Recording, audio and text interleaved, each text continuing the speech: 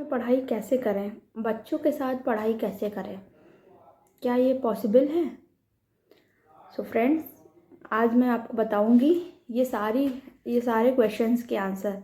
So you are watching your channel explore your life and my name is Swapnil. तो women's दोस्त जो भी ये वीडियो देख रहे हैं उनको मैं आज इन सारे क्वेश्चंस के आंसर बताना चाहती हूँ।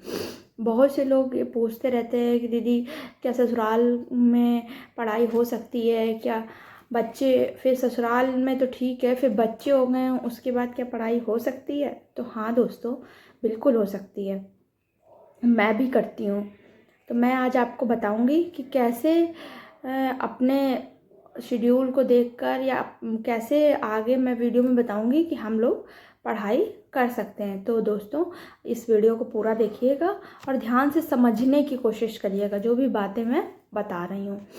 तो देखिए दोस्तों, और जितनी भी वुमेन्स हैं उनसे मैं कहना चाहती हूँ कि बच्चों के साथ पढ़ाई करना मुश्किल तो है लेकिन नामुमकिन नहीं है। ठीक है, अगर क्या बोलते हैं, आप अपने घर का पहले शेड्यूल देखिए कि आपका घर का शेड्यूल कैसा है, कि आप मॉर्निंग में सब लोग जल्दी उठते हैं कि देर में उठते हैं। तो ये तो आपको खुद ही देखना होगा कि आप कैसे, मतलब लोगों का शेड्यूल देखिए। ठीक है, सबसे फर्स्ट ऑफ ऑल आप ये एनालाइज करिए, अपने घर को एनालाइज करिए। उसके बाद आपको एक प्रॉपर शेड्यूल बनाना होगा। ठीक है, जैसे आपके घर में सब लोग 7 बजे 6 बजे तक उठ जाते हैं, 6 से 7 बजे तक उठ जाते हैं, तो आपको भी उस हिसाब से उनसे उठने से पहले 1 से 1.5 घंटा पहले आपको उठना होगा और उस 1-1.5 घंटे में आप अपनी पढ़ाई कर लीजिए। ठीक है, मॉर्निंग में। फिर उसके बाद आप जैसे सबका ब्रेकफास्ट बनाती हैं, ब्रेकफास्ट वगैरह बना के सबको खिला पिला के आप फटाफट, मतलब थोड़ा जल्दी काम करने की आदत डालिए। ये नहीं कि हमने कोई काम कर रहे हैं आराम आराम से। अगर आपको पढ़ना है, अगर आपको अपने लक्ष्य को प्राप्त करना है तो आपको थोड़ा सा कामों को जल्दी करना होगा।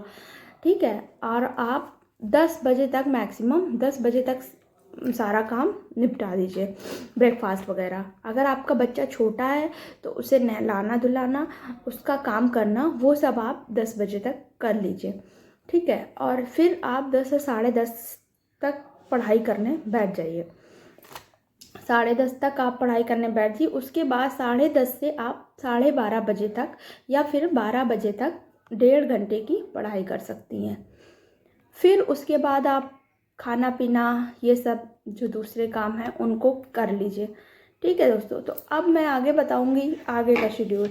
जब आप दोपहर का खाना पीना सबको करा देती हैं, उसके बाद आपको भी नींद आने लगती होगी। आप सुबह से उठती हैं, जल्दी उठती हैं, बच्चा छोटा है तो आप उसको थोड़ी देर लेके आराम कर लीजिए। अगर आपका 2 बजे तक भी खाना पीना हो गया है तो आप 1 घंटे की नैप ले सकती हैं, 2 से 3 या 3:30। फिर आपको थोड़ा सा डेडिकेशन दिखाना है अपनी पढ़ाई पर, तो आप उठिए और बच्चे को सोने दीजिए और आप उठ के अपना पढ़ाई करने बैठ जाइए। ठीक है, फिर आप 5, 5:30, 6 बजे तक पढ़ाई करने बैठ सकती हैं। अगर आप घर में अकेली महिला हैं, जैसे आपके घर में कोई दूसरी महिला नहीं है काम करने वाली, तो आप चीज़ों को अपने हिसाब से मैनेज कर सकती हैं। ठीक है, कि हमें इतना काम अभी करना है, इतना थोड़ी देर में। और अगर आपके यहाँ कोई दूसरा है हेल्प कराने वाला तो आप उससे बात करिए, उसकी सहायता ले सकती हैं। ठीक है, तो ये तो आपका हो गया 6 बजे तक शेड्यूल। उसके बाद आप अपने बच्चे को देखिए, आप थोड़ी देर फैमिली के साथ टाइम स्पेंड कीजिए, टी टाइम करिए। ठीक है, आप टेंशन मत लीजिए कि धीमे धीमे ही चीज़ें होंगी। एक दिन में कोई, किसी ने इतिहास नहीं रचा है, ना ही मैंने, ना किसी और भी दूसरी औरतों ने। ठीक है, किसी ने भी एक दिन में इतिहास नहीं रचा। जितने भी महान लेखक हुए हैं या महान लोग हुए हैं, उन्होंने भी समय दिया है अपने काम को। तो आपको भी अपना धैर्य रखना होगा और धैर्य के साथ आपको काम करना होगा। मन में आपको शांति रखनी होगी कि मैं ये काम कर सकती हूँ, और विश्वास रखना होगा। आपको चीज़ों को लेकर हैम्पर नहीं होना उन पर। ठीक है, और थोड़ा सा अपने मन में शांति रखनी होगी। तो उसके बाद आप 6 साढ़े 6 बजे तक अपना ये करिए, फिर अपना ब्रेकफास्ट वगैरह सबको शाम का नाश्ता वगैरह दीजिए, चाय वाय पीजिए, फिर आप खाना डिनर के लिए प्रिपेयर करिए। फिर 8 साढ़े 8 9 मतलब आप 9 साढ़े 9 सबसे आप थोड़ा सा शेड्यूल बता दीजिए अपना कि देखिए मैं ये तैयारी कर रही हूँ, मुझे भी पढ़ाई के लिए समय चाहिए। समझेंगे लोग, क्यों नहीं समझेंगे।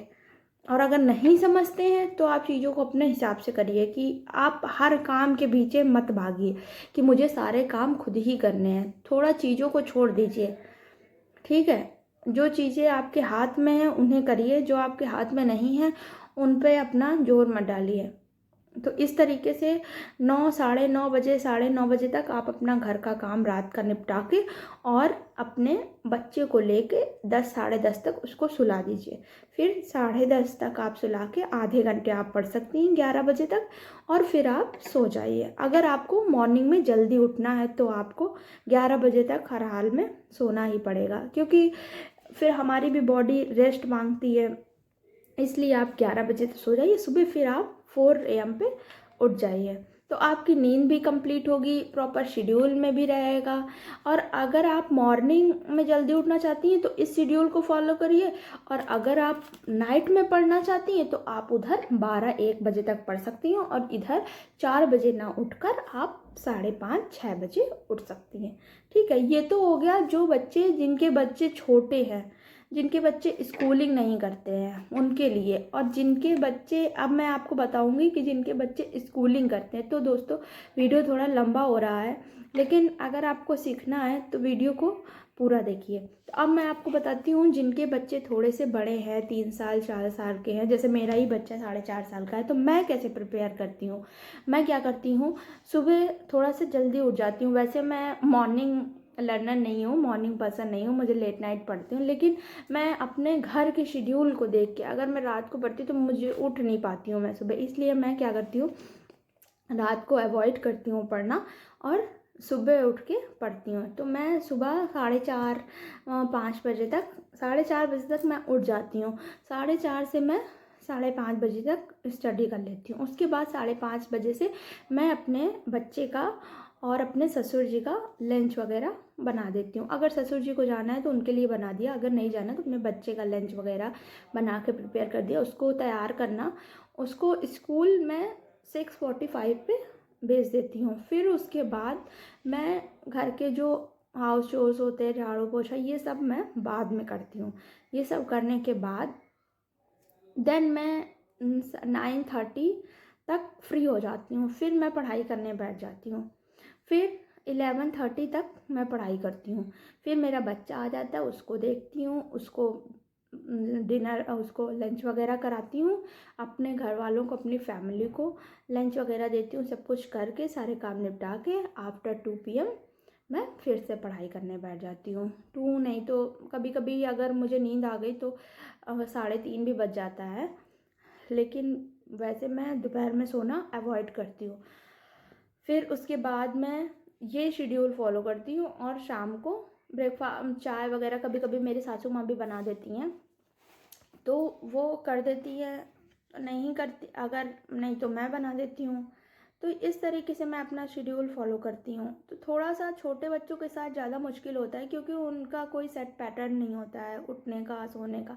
तो आप थोड़ी सी अपनी फैमिली से बात करिए, फैमिली की मदद ले सकती हैं।